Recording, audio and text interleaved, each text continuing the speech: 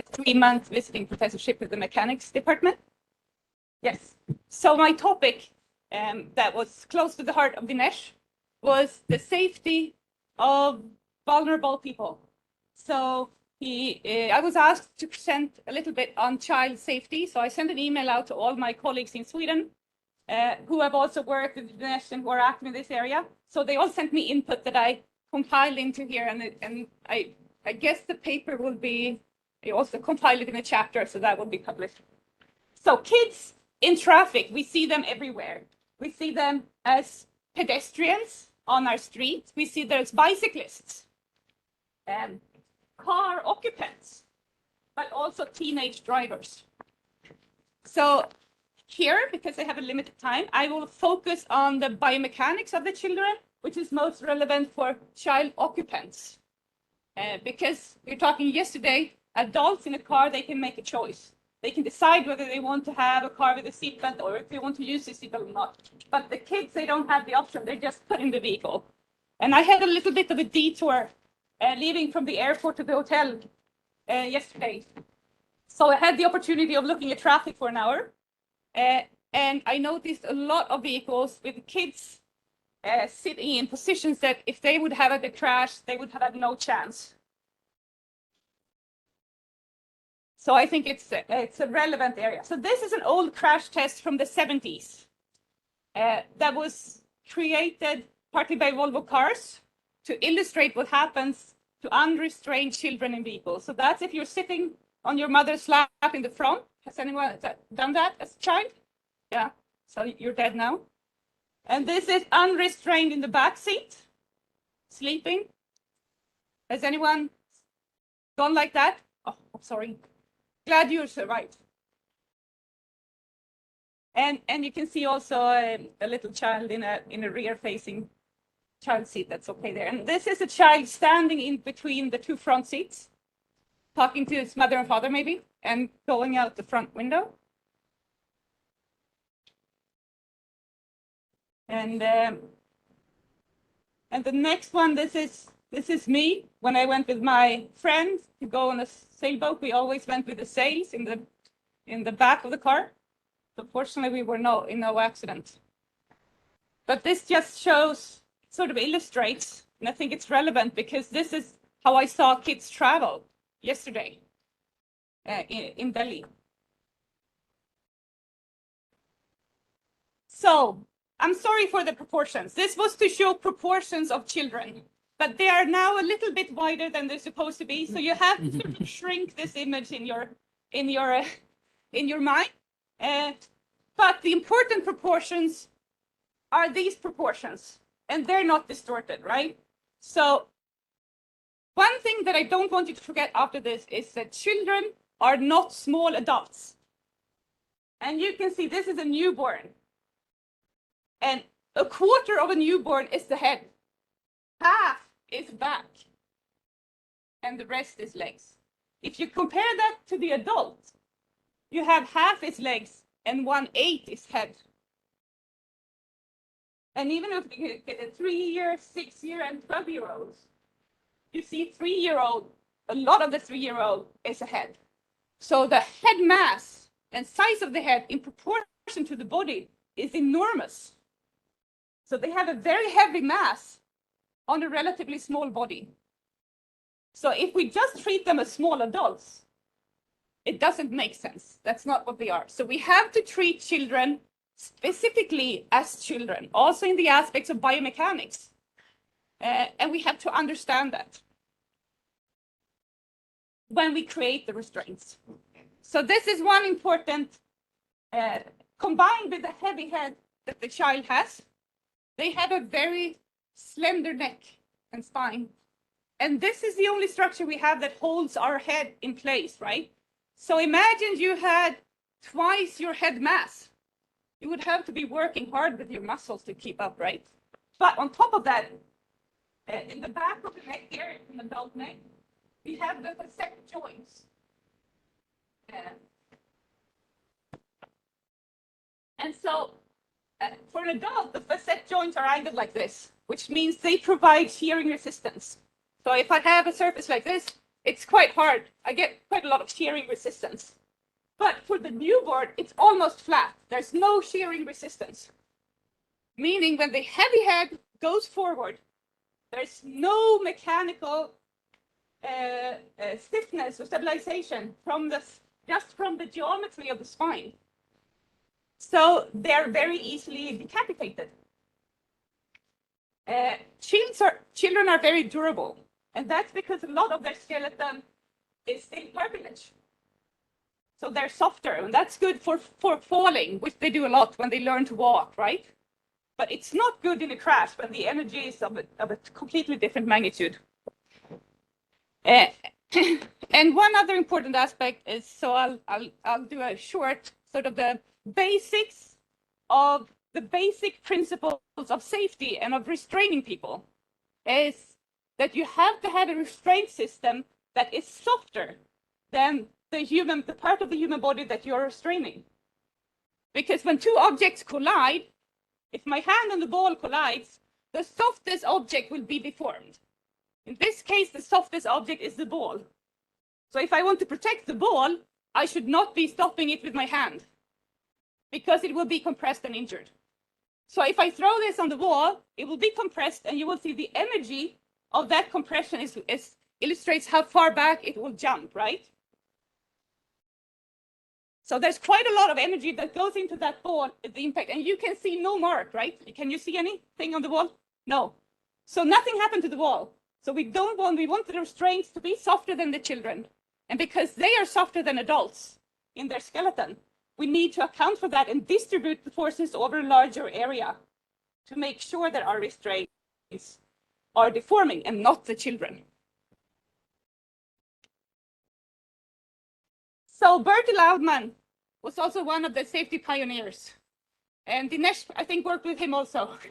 And he invited him to Chalmers, and that set off, I think, the beginning of the Swedish-Indian collaboration. He thought that how can we send people to space? And those forces, when the rocket goes up, they are going backwards. So inspired by that, he thought, well, we should put our small children backwards. That would distribute the load all over the back, and the back of the seat would actually, the head would be supported by the back of the seat, and the neck would not be loaded. So that's a modern child seat. This is a picture of the first prototype but rearward-facing child seat that Bertil Audman developed. It was crash tested in 1969. So this is not a new science, right? And still I don't see them traveling like this in the Indian cars. We've known this since 69. And that's the picture of the first crash test. You can see the child seat here. And they had a very simplistic dummy in it because it was before the dummy series that we know now. So before the age of 4, at the age of 4, those facet joints angle are much more slanted, so they get the shearing protection, and the head relative to the body is relatively smaller. But below the age of 4, kids should really go rear facing because they don't have the biomechanics of absorbing a frontal collision. So to check for that, this is a modern, just to show you, it's a Volvo sled test with one rear facing, one forward facing child dummy in 2 seats. So you can see the difference in kinematics. And you can just imagine that tiny, tiny neck trying to stop that heavy head going forward, where you see the rear facing child is not loaded in the neck almost at all. So in Sweden, it was decided, this was before Vision Zero, but it was decided that every child that dies in traffic, we should do an accident reconstruction and an in-depth study. So they investigated, and this is the case with the frontal collision. There's a father and mother in the front seat, and in the back seat, you see there was, on that booster seat, there was a 5-year-old girl and her 10-month-old sister. And the 10-month-old girl, she died from a fatal neck fracture. Her 5-year-old sister, she had a lower leg fracture, which, you know, probably meant she was probably all fine within a few weeks, right? And this just illustrates that that analysis was correct. So there's lots of cases like this from Sweden where you have two siblings, one minor injuries, one fatal. And you don't see the fatalities like this above 4 years, but you see them below 4 years of age. And this illustrates also that the older kids are more flexible than adults. So this is testing done at the Children's Hospital of Philadelphia with sled tests with kids, 6-year-olds and adults, up to adults. And you can see that the child moves a lot further. Maybe not as much as when it's stretched out like this, but relative to the other one, you see. And another important aspect for vehicle occupants with kids up to teenage or up to puberty, you see that the 3-point seatbelt, it again has to hold on to something that's not soft. Our abdomen is soft like the ball, so it sits with the pelvis. And this is an adult pelvis, and the area I marked here red is called the iliac crest. And what it does is it goes out a little bit here. So it means that when you apply force to the belt, it stops from slipping up into your stomach by this. But a child pelvis looks like this. So there's nothing here in the black stopping this belt from sliding up. And this iliac crest doesn't develop until puberty. So that means even the 12-year-olds, they don't have this. So we have to do something for the 3-point belt to work for these youngsters, as well as the kids. This is my son, I think maybe 6 years of age, and he's sitting on a booster cushion. This one, I think, actually. So what it does, it raises the child, which means that the belt that goes in here goes further down and more over the legs. And this stops it. These hooks stop it from going into the abdomen. So now I need to speed up. Those were the most important points. So they're with and without backs, but the important feature is this. So I have time for one short quiz, and whoever wins this quiz, they get a ball in prize, right? So in this picture, this is pictures of misuse. What's the wrong thing with this picture? You can yell out loud, whoever's fastest. Well, she's 6 years old. It's hard to see in the picture, but she can go forward facing. But yes, correct. Lap belt is not rooted here, so it's behind here. So that means I have another ball, right? Where did it go? So here's for the. Now you already won, so you have to be quiet. So how about this picture? What's wrong with this picture? This is a forward facing, right? So. And he doesn't have his belt on his shoulder, which means if they crash, he would slip out and fly out of the belt. And this guy, he's maybe 2 or 3, he should not be going forward. I think someone who said it. Oh, sorry. The ball was off. You have to send it. So that illustrates the principle of safety, right? So. And so that situation was exactly the same as the accident, the Swedish accident. So I want you to remember that kids are not small adults, but they are smaller than adults. So in traffic, this baby is up here because he's carried by someone, right? In this side, the 3-year-old is down there. And here we have the truck coming. So where will the impact? If we want to add a pedestrian-friendly, energy-absorbing soft zones on the front of the trucks, we need to make sure that they protect everyone. This little guy would probably go under here and be right over. And we have all the kids in traffic. Here, I think we need not only the biomechanics with the energy absorption, but we need to separate them. They should not be here together with this truck. We learned yesterday that trucks and motorcycle was the most common for pedestrian injuries, and I think it's the same for the kids. Thank you. Thank you, Professor Brolin. Next, we invite Professor Sunil Kale. So Professor Sunil Kale is currently Dean of the School of Engineering and Applied Science at Ahmedabad University. So this was about 1990 when Dinesh said there's a project we got from WHO on burn properties of fabrics and dresses. So after a few years, we kept offering it as a BTech project and nobody would come. But those days, the buzzwords for doing research was robotics and artificial intelligence and CAD and CAM. They don't know what is Burns, who is really worried. Then finally, two boys came. Sandeep, I forget his name, and Satyapal. And we did the first experiment.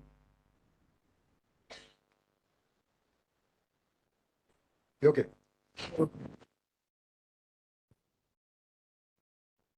The WHO project was our first effort.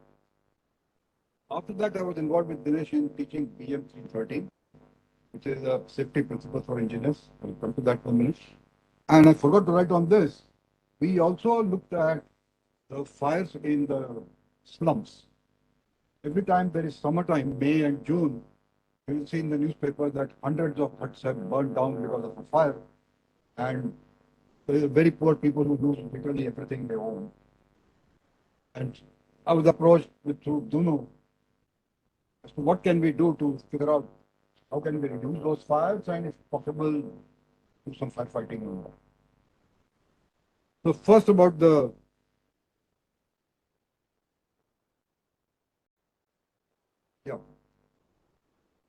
our first challenge was making a dummy. And these tests were not long time tests in the sense that you're not exposing the dummy to 5 minutes or 6 minutes of fire. But if you see that if our clothes catch fire, it will probably be in 2 or 3 minutes that all the combustible material is gone. It would have burned. It was a transient test. There were imported dummies which were very, very expensive. They were used in one of the defense labs we saw, where they made a big strip of, say, burning gasoline. An instrumented dummy was suspended from a rail, and it was driven through the fire, simulating what would happen if a passenger or a pilot were to escape out from a burning aircraft where the fuel has spilled. What would happen to the body? Those were very expensive dummies, and we said, well, can't we do something simple and cheap? So we looked at the properties of skin and tissue, the thermophysical property. We said the simple thing would be that you just have a very thin metal, a good conductor, and fill it with water, near deaerated water, so that there are no air bubbles in it. And when you do that combination, the transport properties of this combination are pretty much the same as the skin and flesh combination. Because our tissue is like 80-90% water. The difference is that there is no convection in the body. Whereas this could have had convection inside the water, but because it was a very short time test, that won't really have mattered.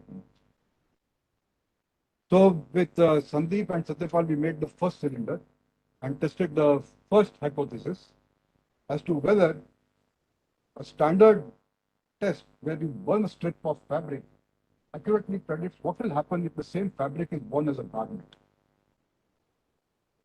And so we took this cylinder, loosely wrapped the fabric around it and set it on fire, once in horizontal position, once in vertical.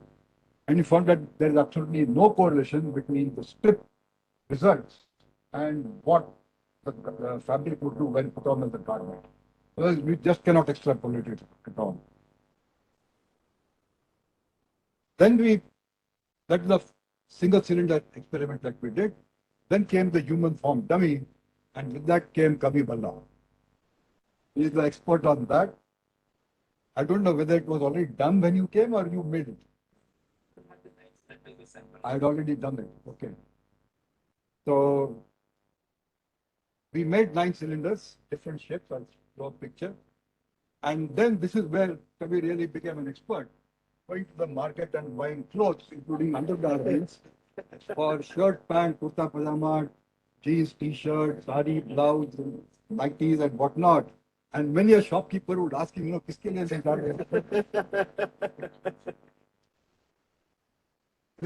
I don't know what, they were probably shocked when he said, I'm going to burn this whole thing. That was the fun we had. And we got fabrics cotton blends, polyester, khadi, and silk, and did a whole bunch of tests. Okay, this is the pictures of the horizontal cylinder. This is the cylinder with the fabric bound on it. It is lit up at one end, and you can see that as time goes by, this fire progresses there is a science to it, but it is not in correlation with what the strip do. The strip, you just take a strip of fabric, put a linear flame at the bottom and see how the flame spreads. This told us that this technique will work. We have a decent alternate for an expensive dummy. And this is the 9-cylinder dummy. These are conical parts. This is the abdomen and torso, the neck and the head. This is made of thin GI sheet filled with deaerated water. So this is when Ravi came in and started working with this. And I must say that right till the end, Dinesh was always fascinated by this. Every now and then we would sit down to chat and say, that dummy we made for low cost, we did such a great thing. So it remained with him all his life since we made it. And I'll show some pictures of an experiment. This is all Kavi's work, by the way. The dummy has been closed. And then at the bottom, this has got 3 thermocouples from where we measure the skin temperature. And at the bottom, we have a tray on which we have a controlled fire, which we lit up the fire in. This is the worst case scenario, that if your clothes catch fire at the bottom, you'll get maximum injury. If it catches fire here, it's not going to be like that. So with time, I don't know whether we had a video that time, but these were all we had to do. Yeah, even I can't find them. I picked up some of these pictures. So we can see here that with time how the flame is progressing. Even though it started here, very quickly the flame has appeared on the shoulder. So it tells you that it's just a matter of few seconds before the flame really hits your face, and that's really bad. And then here the kurta is caught fire, and finally everything is gone. We recorded the temperatures with time and plotted this to see what fraction of the body would get what type of burns. And turns out, of course, by the end, the whole body has third-degree burns. Here, there will be burns only on the face. The face, in all experiments, is the most severely affected. No matter where the fire is, ultimately the face that gets the maximum. So like this, we did about 60, 70 experiments with different types of clothes. And in one of the cases where we used the sari, turns out that the silk sari was very, very dangerous. It just went up in flames in no time at all. This is a terracotta sari, and this tied up with the second argument that was on test. Because those days there was a lot of reports in the press about burn-related injuries, and especially bright burning. And they said that polyester is more dangerous than cotton. And Dinesh would always argue, no, that need not be the case. So can we prove it scientifically? So all these set tests that we did showed that there is not really that much difference between cotton and polyester or blends. Although the way a polyester or a blend will burn is very different. For example, in this case, as this burning starts from the bottom, chunks of molten burning plastic keeps falling down. It doesn't go up as fast as cotton would.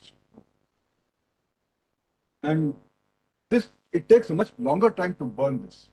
The danger comes about because these molten pieces of burning plastic, as they are falling down, they would cause injury.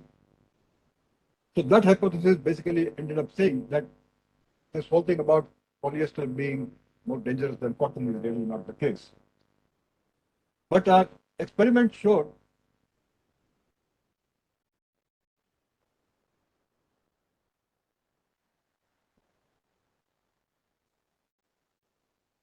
one thing very clearly, that when we put khadi kurta pajama, and that too the heaviest and the coarsest khadi. So khadi is a hand-spun fabric, cotton, not as clean as, of course, these days you get all grades of khadi also, but the one we used was very coarse, which meant that the fibers had a good amount of dust in them. That khadi was the safest. It didn't burn that fast. And also safe was jeans.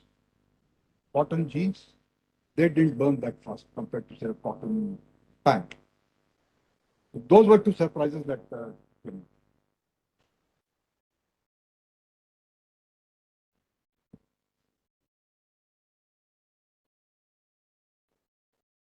So that was our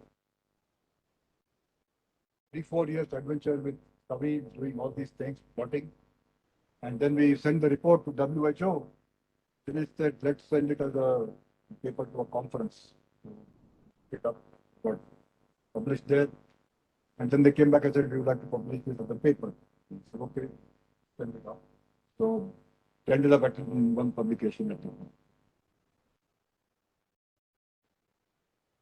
Now, Dinesh got me into some lectures on BM 330. He used to teach on safety principles for engineers. Before that, because of that work, we got a lot of publicity. DRDO came to us saying that we have done this work. Can you help us see making safer clothing for tank crew and fighter pilots? Then we also got queries from many garment manufacturers, who would like to work with us. We were approached by firefighting people. So in this, I had to learn something new, which I had not done before. Thanks to Dinesh, I got to learn something. This is heat transfer in a tissue, and that introduced me to what is a biodegradation. In classical process, we don't teach this at all, of how energy flows in tissue or flesh, blood flowing. This has got applications not only in pain and injury, but also in chemotherapy and plastic surgery. And the last part is the thermoregulatory system of the human body. How does the body regulate its own temperature and what is the logical thing? So these are very interesting learnings. And thanks to Dinesh for the chance to get into this. It also gave us a push in our combustion research for which we got grants. The area we still know. So, thank you. Thank you, Professor Sunil Kale. Next up, I invite Mr. Yves Page. So Yves is currently working at Renault as the project leader for advanced engineering in vehicle safety. And so I wanted to speak about safe engineering this morning. I hope you can hear me. And especially in application of a recent accident model on automation. This is a topic I was involved in, but this model is applicable to any kind of engineering. Okay, maybe you cannot see this. This is a statement by Dinesh, Gitam. Sorry? Oh.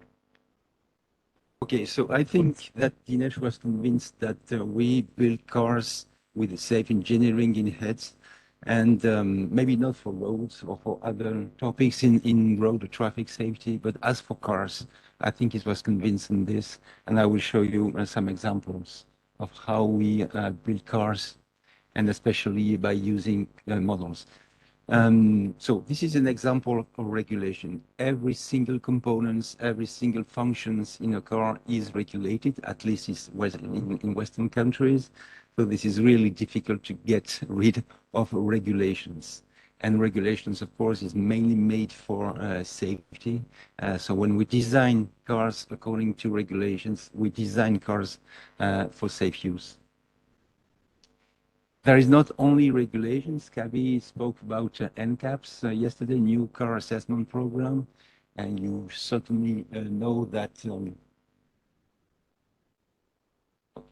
So this is a regulation in the US and Japan and in Europe, and you can see that it started a long time ago in 1958, and with a special agreement, and there was an agreement.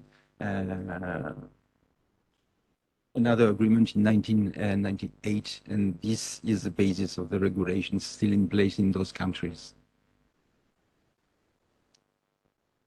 So, but regulation is not only the basis for safety design. There is also standards of principle, internal validation in a car company or at suppliers, and these NCAP new car assessment program. Kavi told about this yesterday, so I will not spend too much time on this. And of course, there is research. I took this also from a paper by Dinesh and by Kavi and Gitam. I love this picture. This is really inspiring, even, of course, if we use other types of safety by design today. So thank you, Dinesh, for contributing to vehicle safety. I don't know whether this is in place in auto rickshaws today, but maybe you can make a revival of this and make auto rickshaws safer. So I started working on automated driving more than 10 years ago, and I wondered whether we would need a new accident model to understand crashes and to understand how we could build cars in a safer way because of automation, which is changing everything in the way we are building the road transport system. So these are examples of automated driving. So we made experiments with the L3 pilot project, which was a European project. So we put people in cars with automated driving functions, ADF, and we tested these functions. You cannot see too much, I think, the video. Yeah. And we tested, of course, the technical functions, but we also tested the user experience and whether people felt comfortable, felt safe and confident while driving that kind of cars. And maybe you will see that people started, of course, using their phones. And maybe at the end of the picture, you will see also someone using music instrument. So some of them really felt comfortable.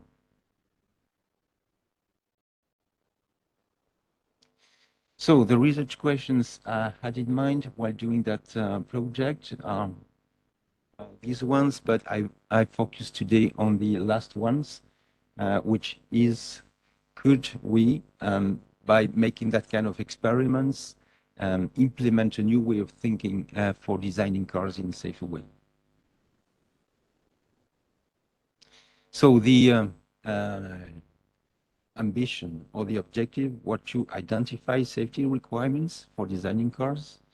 And then I found this method which was suitable for identifying new safety requirements for automation. So the method is called STAMP, System Theoretic Accident Model and Processes. And the method linked to this approach is STPA, System Theoretic Process Analysis. And you can find, if you do not know this accident model, you can find it in a book written by Nancy Leveson from MIT, which is called Engineering a Safer World. I suspect Dinesh would have loved this title of this book, which is really a great book. And if you don't know it and you are interested in accident modeling and safety by design, this is really something you will have to have in mind.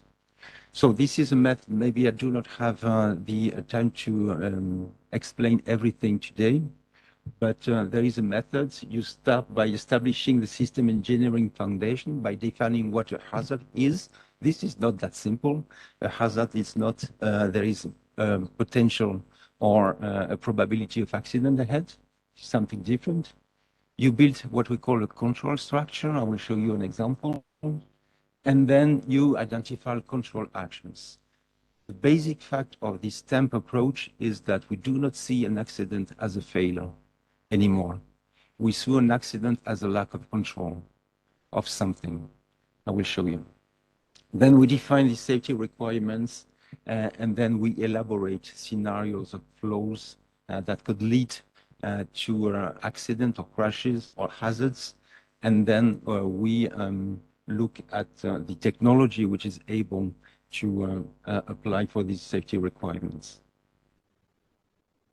So this is an example of hazards, and especially for automation. You can see that there are two hazards that we want to avoid. The vehicle leaves the roadway, or the vehicle violates the safety distance to other road users or objects on the road. So by only these two hazards, we can identify hundreds of requirements with that kind of model. So you cannot see this, but this is the macro structure of the control structure, starting by the top, for example, United Nations and the EU or Indian governments, and you go down with a hierarchical structure. Every component of the macro structure is controlled by another component or gives feedback to another component. And by identifying all the actors like this, you know who is controlling what is controlling whom. And this is the way we start by understanding the system. So there are going down arrows for controlling structure, and then the arrows which is going up is giving feedback to the components. So you can build that kind of structure at the macro level, and you can build also this kind of structure at the micro level, and especially by using the technologies inside the car and make the different relationships between different components. For example, the human driver, the automation system, the HMI, and things like this. So we did this with some data in the experiment I just briefly explained. We had, of course, interview with the safety drivers, and we have interview with persons who used 2 minutes the vehicle, and then we came with safety requirements. We can have many safety requirements, hundreds, thousands, and the difficulty is to make them understandable so we can engineer everything like this. So this is an example of safety requirement. Of course, sensors have to work well. I will show others, which is important in interacting between the system and the user.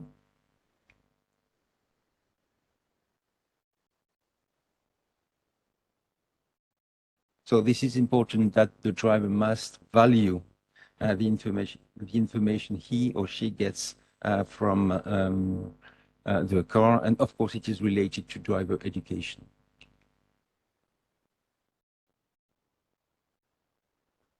I will skip this.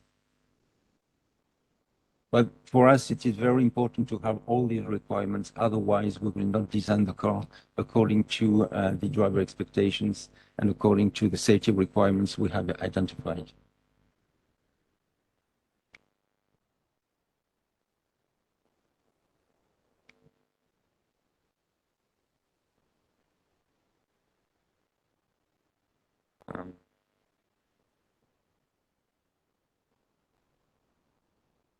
Okay, while doing so, we have also identified motive for rejection of automation. So this is just some examples here. You can see that if there is an inconsistency between what the driver sees and what the vehicle does, this can lead to a rejection of automation by the drivers. And also people would like the vehicle to behave like a car, but when you design a car, of course, this is not, even there is sensors and algorithms, this is not like a human brain. So this is really unrealistic to think that the vehicles will behave like a human being. And of course, we have to solve this problem because people expect the vehicle to behave a way, and we are not able to make a car which is behaving like the driver is expecting the vehicle to do. And of course, we have also to combine safety and comfort. So I don't have much time, so I'm closing. Okay, so this is what Dinesh said about his work in 2001. And he was disappointed apparently that he couldn't do as much as he wanted to do. So this is a bit disappointing at first glance, but in the same paper from you, we can also read that he inspired, of course, you yourself and thousands of us. So this is a real success. So I think that in 2001, maybe he was not aware that he influenced so many people. And this is the last picture I have from Dinesh in 2019. He used to call me when he came to Paris, and I was so happy to spend some time with him. And that evening, he wanted to eat some seafood. So I found a seafood restaurant. So he was so happy, as you can see on the picture. Thanks to you, Dinesh.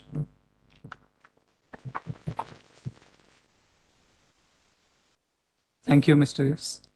Next up, I invite Mr. Dr. Adarsh Kumar. So Dr. Adarsh Kumar has a background in agricultural engineering, farm machinery and power. His research areas are agricultural machines and their effects on human health. Yeah, good morning.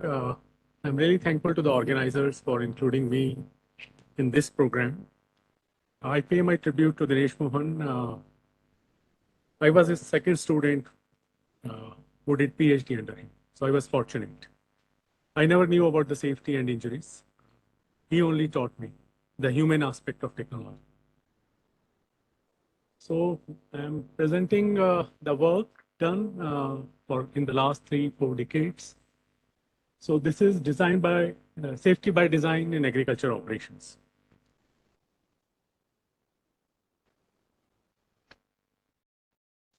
Farming is a very different profession. Actually, up till now we were listening, and this agriculture is a very different aspect. So the workers, it's a huge population. About 260 million workers are working on Indian farms, and all of them are unprotected. So it is a unorganized sector, very poor living condition.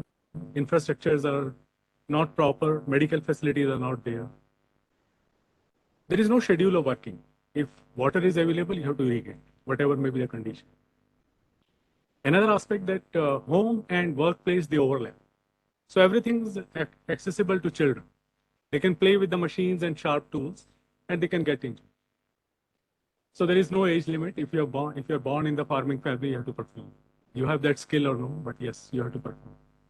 And there's a huge chunk of migratory labor who is there in agriculture, and we are not bothered about the welfare. It is only the work output which we are concerned. All of them are very energy intensive work. So even if you're not capable, but you have to exert. So very difficult condition. Sometimes the farmer come in contact with the chemical hazards. He doesn't know. Is it harmful? And farmer does everything. He's the only person who will buy, who will maintain, who will operate, and who will keep these machines. And Professor Mohan said that there is no surveillance of injuries. So it never gets improved. But he was a visionary. He could work on this aspect also. India is in good position in agriculture. We are 7th in area, first in irrigated area, and second in the agriculture workers. It's about 15%, 20% of agriculture workers of globe is in India. Then we have a huge livestock, and with this livestock, the work quantum also increases. Then we are striving to increase the power on the farm because they commensurate with the productivity. But Professor Mohan always said, if the power is more, the severity of injury will also be more. I don't want to say, but they can be byproduct of the mechanization on farms. So we were working with him on tangible issues, which are the injuries caused by tools and equipment. But then he thought of intangible issues also. For example, vibration. If you just write on Google, tractor and vibration, we'll find a lot of papers. And Dr. Matthew Varghese was with us, so we could take a very good project, and we did an MRI of 50 farmers who were driving tractor and 50 farmers who were not driving tractors, but they were from the same ethnic group with the same land holding, so that they were very similar. So that project was, we took, and it was published in Spine, very different kind of study, which I discussed little bit.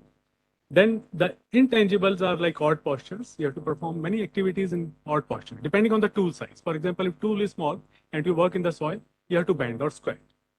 Then load carrying is also very important. Dust, vibration, noise, difficult work environments. So all these are intangible, which we worked on them. We worked and we are working on this aspect also. Then I'll just take you to the journey of making machines safer. So these are tangible. You can see some of the photographs, nothing to sadden you, but yes, these are the realities. And there was a lecture which Dr. Matthew discussed yesterday, previous. So there was a lecture which was given, it's a grains of blood. So I just did my MTech and I was there in that lecture. And I could realize it is really how much actually blood and bones they had gone for the production. Then there were two studies in which I was intensely associated was in 1986-87. It was house-to-house survey. Every 15 days, every one household was visited and all the injuries were recorded. Then there was another phase which only the major injuries were recorded based on the informer. So you can see the distribution of injuries. For example, in the first case, 58% were hand tool injuries because hand tools are the most frequently used, equipment or tool. Then in the second case, it became 19%. Then yesterday, Dr. Kavi also said that tractor-related injuries also there because tractor is a main mode of rural transport in India, both for man and material. So there are a lot of injuries which happen. Then we are continuing one project. We are observing recording the cases because in Indian, some of the states give compensation to agriculture victims. If somebody gets injured and if he's aware, he can put application and the compensation will be made according to the severity of injury. For example, if there is amputation, if there is a fatality, if there is a finger cut, so the rate varies. So we collected the information for about 2,400 cases.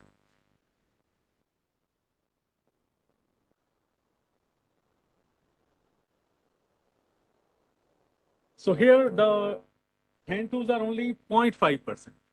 But because this depends on the severity, so you can find the other machines which are appearing here.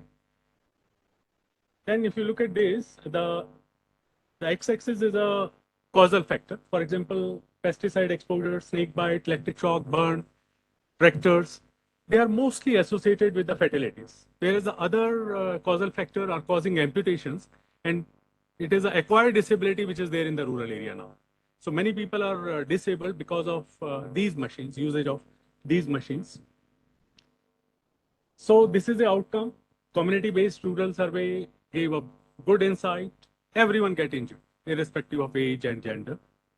The most common machine is a chaff cutter or a fodder cutter because this is the only machine in agriculture which is used every day because you have to feed the animals, you have to cut the fodder and give it to animals. So it is used maybe 2 times in a day. So that is why we find a lot of injuries associated with this. Then upper extremity, hands and fingers and forearm, upper arm, they are the most common body parts which get injured. And these are the fatality rates and disability rates which are calculated from the secondary. Then I'll just take you to the interventions which were developed under the guidance of Professor Dinesh Mohan. So these are the factors associated with the fodder cutter machines. These you will find in every household who keeps the animal. So there are unstable platform. There are no warning devices to forewarn feeder that you are in a dangerous zone. Then there are exposed wells which are moving. You take a power from either engine, motor, or a PT of the power takeoff of the tractor. And it has accessibility to children. So once they have accessibility, they play with these machines and they get injured. So there was a great designer, Rajesh Patel. He designed all these things for the safety features. So on the right-hand side, you can see some blade guards also. So they are made of a bar, and now they are part of BIS standard. So if you have to make a machine which is certified by BIS, these components have to be there, safety gadgets. And they are all retrofit. You have not to design the machine again. You can fix them on the existing machine. So just to show you, they are the part of our standards, Indian standards. And if somebody is making this, but unfortunately, this is mostly machines are produced in unorganized sector. So there is no check for BIS standardization in these. Then we also worked on this machine recently, and we developed, we made some changes. For example, the blade guard we put a sheet. It can open like a window, like a door, and you can sharpen, close it, fix it with the nuts, ply nuts, so you don't need a spanner. And there is a warning roller we changed. We changed with this aqua pressure roller. We cut both the collars and fix it there. Then a latch so that children can't operate this because 35% children got injured with this. So this is a spring-mounted latch. So you can, there is a force exertion to open it and close it. And then we are trying to put a brakes also, so that we can apply brake. Then we are also fixing our brakes on the powered chaff cutter, both at the power source as well as on the flywheel. Because first we put down the power source, but because of inertia, it still took some rounds. So we are keeping, we are fixing disc brakes on the flywheel also. So then we are also trying to develop a sensor-based device. So if the hand goes, I don't know, this video can run. Can you click on this? Okay, it does. So this is, it is, but okay, PIR sensor. So if the hand goes, because it was difficult to distinguish between a fodder and hand, both at temperature. So this infrared sensor, so, but we did some, my younger scientists did something, and they could make it. So it can sense the hand, and it will give both warnings, auditory as well as light blinking, and one can register that you are in a dangerous zone. Then Rajesh Patel also developed for the thresher. Thresher is a machine which separates the usable part from the plant. And what is happening, we had a BI standard, but the chute were designed like this, and you are supposed to stand in front. But people are smart, they go on the side, and the hand comes in contact with the drum, which is rotating at high speed. And many injuries were there because of that. You can see all the youngsters who were put on the job because they were more energetic, they had more energy, so they were put on the job, and they were in a hurry to complete the job because they are all rented machine at that time, I'm saying. So they had to pay rent if you don't complete it in the shortest possible time. And there was a standard which very clearly showed that the human factor is responsible for 73%. And Professor Mohan always said that people will make mistakes. We have to have a safety incorporated in the design itself. So these designs were made, the chute was increased, the length was increased, the cover portion was increased, the distance between the standing platform and the chute was increased so that even if you bend, your hand will not reach the rotating drum and the injuries can be prevented. Then I'll just take a few minutes. This hand tools, there are about 400 million hand tools. Again, professor said nobody has counted them. So it is all only estimate because it varies from region to region, crop to crop, commodity to commodity. So people get injured with these machines, with these tools also, simple tools. So then we suggested very simple device. Can we have a finger guard made of Teflon cloth? One can use with sickle, with the fork, and they can prevent some injuries at least. And they're like gloves, like the youngsters use on the motorcycle. They use that kind of glove. So it is similar to that, and we are propagating this. Then I'll take you to the tangible hazards. For example, vibration, I said, it is a major cause. You can see a photograph which I took about 2 days back. This person operated a rotavator, which is a secondary tillage implement. You can see the level of dust. So we try to develop a evaporative cooling system like a normal coolers, desert coolers. So the advantage we found that it not only reduces the temperature, increases the relative humidity, and air is passing through the water bath. So the dust is also accumulated. So you are giving a clean air to a person. Then Dr. Matthew, coordinated this study. We did MRI for 50 tractor drivers and 50 non-tractor drivers from the same village with the same ethnic group. And we could find that both had a bad spine. So he knows better. I just followed his words. So this was that the incidence rate was very high. Abnormality in the spine was very high, objectively. Subjectively, clinically also they could observe the pain was more in tractor drivers. But structurally, the spine was bad in both the groups.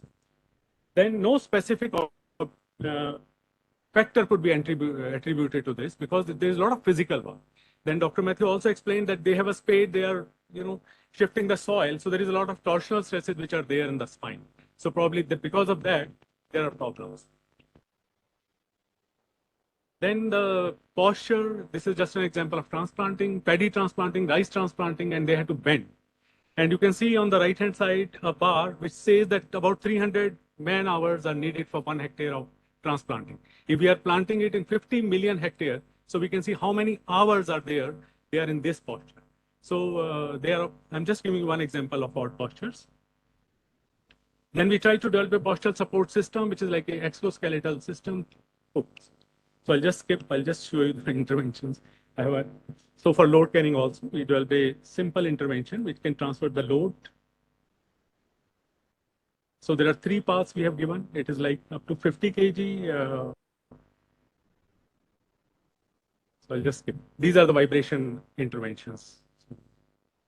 That's all. Because I'm exceeding the time. So thank you. Yeah, Thank you, Dr. Adarsh Kumar. this slide I wanted to show that all of this was possible because of the support and help and guidance of Professor Dinesh Mohan and continuous help from Dr. Thank you. Next up, I invite Professor Sudipto Mukherjee. So Sudipto Mukherjee is a 4th chair professor at IIT Delhi. He is a member of the International Research Council for the Biomechanics of Impact and a fellow of the Institution of Engineers. His research interests include biomechanics, mechanical system design, computer-controlled mechanisms, and dynamics, and he has authored over 140 journal and conference articles. He holds over 40 Indian and international patents. Welcome, Professor Sudipto Mukherjee. So thank you. And while the presentation comes up, it's impossible to go through everything I've been through with Dinesh. So small portion of that. So Karin had mentioned that 1966, Bertie Lallman had come through with the first child seat. So the basic principles of injury prevention were known. But in spite of it, and we have had crashes since, very early on. This is 1913, 14, somewhere there. But in 1972s, in excellent journals like Accident Analysis and Prevention, your statement would say that, it would appear that pedestrians and cars are not compatible and we'll have deaths and fatalities and injuries. So the basic issue was that we knew how to do it, but manufacturers ignored it because it did not protect the owner and it was not regulations. And so then you heard somebody in the beginning saying how the first regulations came along, but they were all protecting the owners of the vehicles. And then the permanent ways the roads developed to segregate cars and the vulnerable road users. We tried to educate the vulnerable road users, and you've heard all of that. And then the latest thing is active safety. And question is whether it will help us, because there are too many horsepowers under the hood of a car.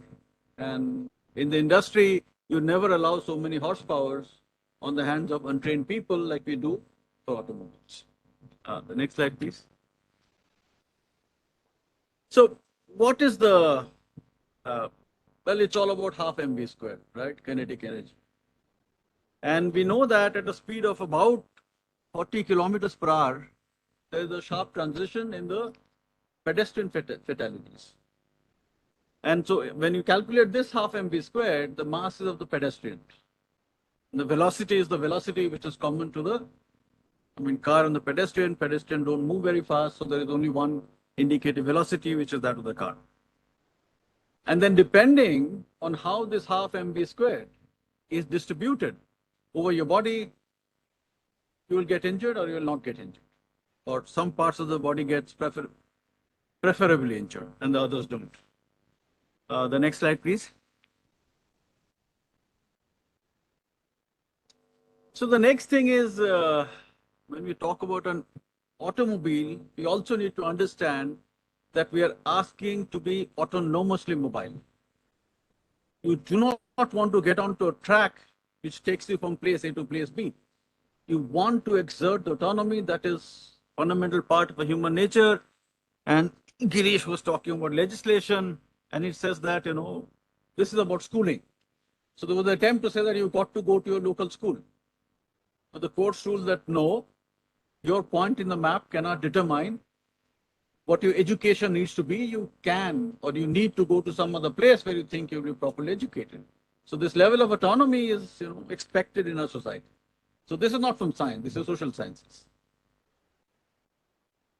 So when we allow that, And then we see that this half mv squared, the small numbers up there, for pedestrian is 4.2 kilojoules, while if you take half mv squared with the mass of the car, it's about 350 kilojoules. So very huge difference in the two numbers. And this 350 kilojoules is taken care of in the modern design of the car, and that is taken care of by, designing the chassis. And that design is not geared to protecting the 4.2 kilojoules, which is the pedestrian energy. Can I have the next slide, please? So we have made tremendous strides towards this. And so the old method, I call this the Volvo diagram because that's what I got from one of the presentations, is that if we have a crash, we measure its severity and we map it into something called the dummy response. We use dummies. So you have, head injury criteria, neck injury criteria. And then we map that criteria into an injury risk curve. Now the second curve we get by doing tests on cadavers. Obviously at this level we cannot test on humans. There is some volunteer test which contributes towards that, but mostly it is cadavers. But then you just heard Yves Page tell you that the whole approach to designing for safety is changing. We incorporate many more terms, and one of the things that has come in is the human body model. And Karin here is also a specialist in that area. So you can do much more, and you can straight away go from crash severity onto injury or expected injury outcome of the human being. So this is now moving things in new ways, and just want to quickly take you through some of them and how it can change or how it should change things. So one of the things is that there's been tremendous advance in safety by testing with the 50 percentile American male dummy, which is a median of the population. And amazingly, even now, the American male is now become bigger and heavier than that AM dummy also. But with the human body model, what we can do is we can scale it up and down. You can actually make the head bigger compared to the body. We can change your length, weight, your obesity levels. And we know now that these changes are not monotonic with your size, anthropometry, and your stance. And we have always known that we need to take these injury measures and compute crash statistics across the entire population, not on the median dummy.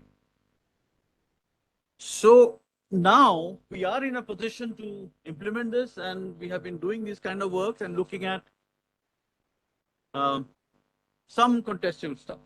Okay, so let's have the next slide, please. So one of the things we started doing long ago is, about a decade ago, is that, so Dinesh kept saying that the only function of the front of a car is to hit a pedestrian, right? Because the car engine, everything is down there, right? So why do you have different kinds of car surfaces? So the exact design is not important, but even if you break it down into, sedan, multi-utility vehicle and SUVs, even then there are variations in shape. So, and the car-to-car crash compatibility is not driven by the hood and the bonnet shape. It is driven by the structure which is inside and almost at the floor level of the car. So it's not even occupant safety. So why should we have so many different shapes?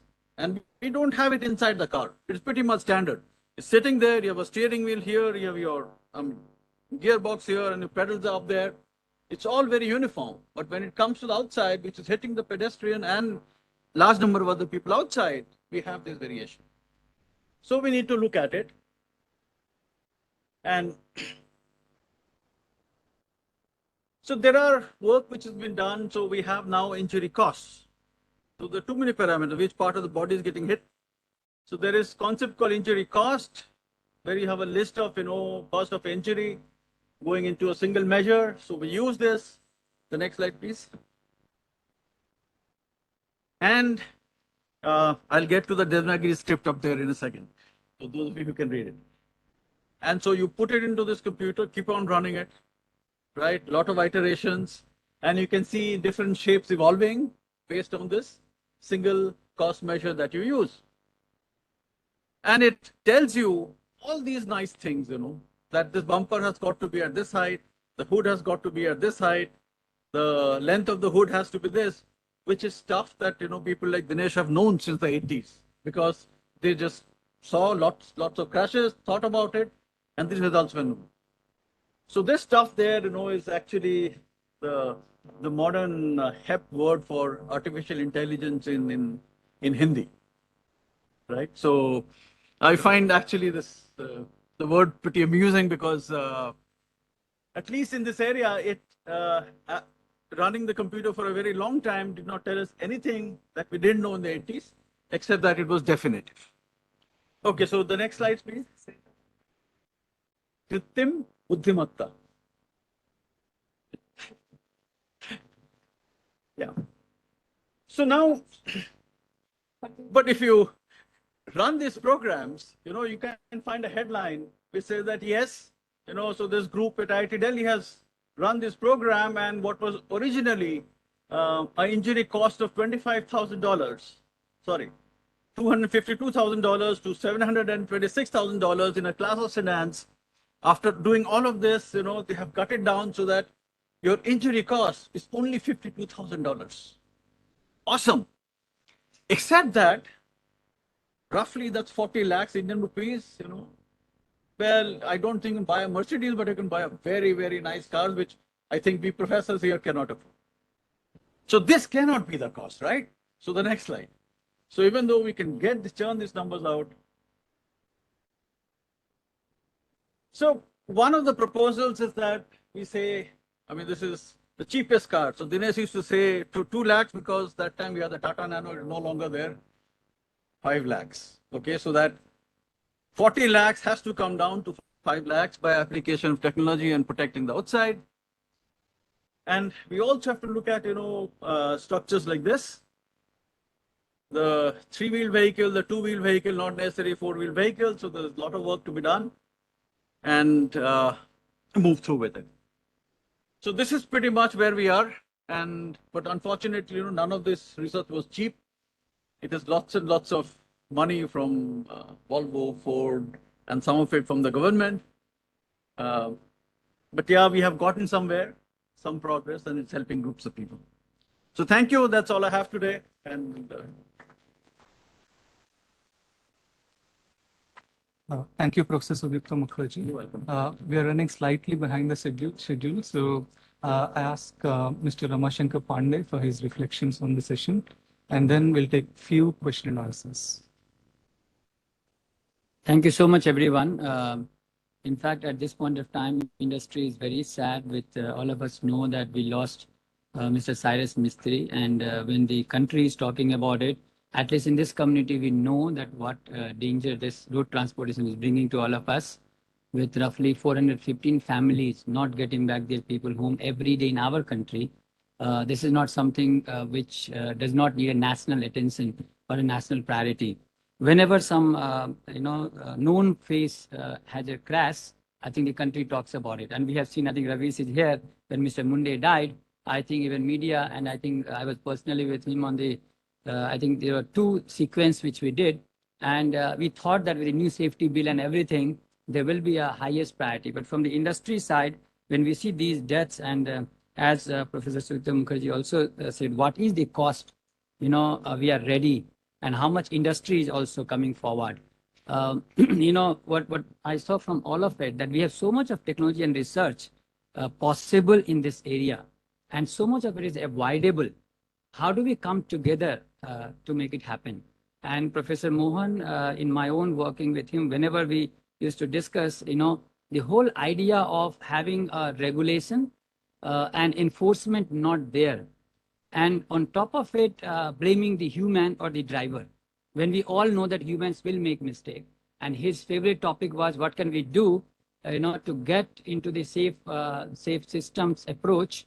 I think this is where a lot of you, when you say that we have technology, we have systems which we can execute and implement.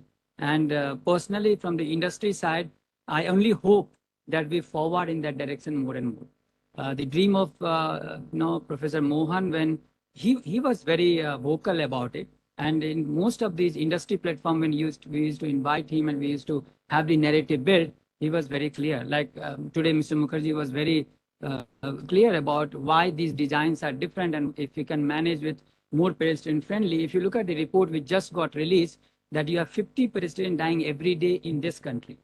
Every day. I think I'm very sure in Western world, this will raise a lot of, debates in parliament if that stuff comes. So 50 children dying, roughly 190 two-wheeler, and this is a very unique situation in our country where, like we just saw the tuk-tuk or the three-wheeler, I'm very sure that our more than 80% population with two-wheeler and, in industry, we have something called Poka Yoka, where we don't leave this to chances or leave this to human, errors. And there's a very drastic or dramatic reduction in accident rates within the industry, within our own ecosystem, within our boundaries. I think Professor Mukherjee also told that we will not allow anyone with so much of horsepower without training and without giving the safe systems to them. And because of that, if you look at the record of the safety in the industrial environment, has come really great way if you look at. But on the roads, because it is not in our ecosystem, but we are willing to partner and collaborate together what we can do. And I think there is a role for everyone of the academic institution and all of you from the research side, from the scientist community, as well as from the government side. The whole regulate and enforce regime probably is not working with us. And which regime we have to go, I think this was also point of research and debate with Professor Mohan. He is not here, but I think together we can do some justice to it. That with a safe system approach, what is applicable to India, we can't actually again copy what Sweden did in terms of the specifics, but we can copy the approach. We can take that approach and then do our research to come there. So whatever I heard now, and specifically I'm talking to traffic injury now, out of all the presentation, that facts are known. Artificial intelligence can tell us now, but I think the scientific community know. Unfortunately, our country, when we are talking about human error, we also have to understand that road crash is a complex topic. And again, Professor Mohan always used to tell, it's a complex topic, but how we handle has become even more complex together. How we give a priority to topics has also become very complex. And on top of it, Indian masses understand road crash as a bad luck a lot. They don't believe in us. I think we have failed. We have failed to communicate what I saw here and what some of us believe to the masses. Masses does not believe that. If they believe that, I think they are better off with those lemon and chilies, or in India, if the black cat cross your road, you stop because you think there will be a crash, because you have the you have a very good correlation between the superstitions and the crash. You think it's not like a fire or a burn injury that you touch and you see that there's a consequence.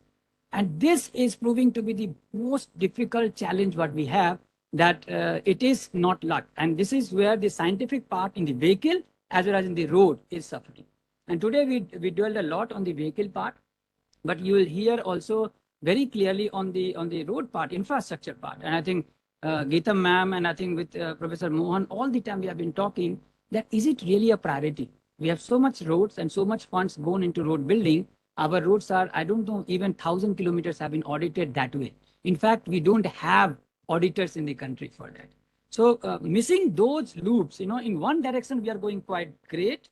I think IIT Delhi and TRIP is doing a lot in the vehicle side, in the vehicle area. Also a little bit on the biomechanics, what we saw and we heard, and there is a huge library here. But then the whole community has to come together to make it end to end. And that is where we are missing something, but probably there's a hope. And I think it's good that conferences like this, we all come together and take a little bit advance. And the end result should be and will be that some of us from industry, some of us from academics together with media and government should get into that direction. And I call it like alert and assist. rather than leave it to enforcement, which will never work because we have roughly 85,000 traffic police for billions of us who all kind of violate. Probably technology has the answer. And that is where the technology of, when I see autonomous car, I think for us, more than that autonomous, the technology of autonomous for assisting the drivers and alerting them will make a bigger sense. In industry, we are getting that.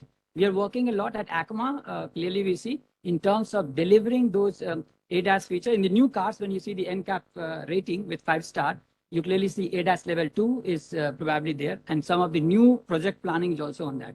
So with this, I will say I put myself, closed on this discussion. It's a very emotional topic for many of us, very passionate topic for many of us, and we cannot stop talking and doing whatever is needed. But let's get into a little bit of whatever time we have on a panel discussion to see how the traffic injury needs a little different approach, because something we are doing wrong. Something is definitely going wrong. Professor Mohan told in 2001, 80,000 itself was like his failure. Now look at, we are at 1.5 lakhs, 150,000 this year, and there's no stopping. There's no stopping. And the unique situation of India with the two-wheelers so many. In fact, we did a study of, we had this whole highways, new highways. We put 5 ladies on a car with full cameras and all the ADAS equipments from Amritsar or to the Kanyakumari. And we saw how two-wheelers are like flowing like water and with untrained drivers. So there's so many of these, and let's have some answers and maybe take this discussion to action. I think personally, I will take it, whatever comes out of this, panel discussion. Over to you.